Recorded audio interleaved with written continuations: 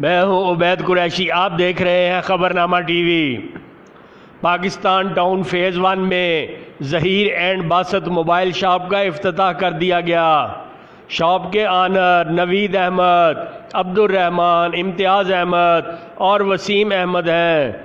Shop का इफ्तिताह शाहीन ताजर इत्तेहाद group के सरबरा, PWD police foundation अंजुमन ताजरान के सदर चौधरी रियासत अली ने किया। इफ्तिताह के बाद खैर बरकत के लिए दुआ की गई।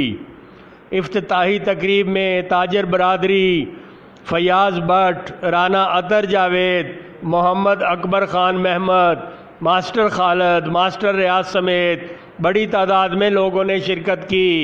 देखते रहिए खबरनामा टीवी, पढ़ते रहिए खबरनामा मैगज़ीन। अकासी राजा साजिद, हमारा चैनल सब्सक्राइब कीजिए। शुक्रिया।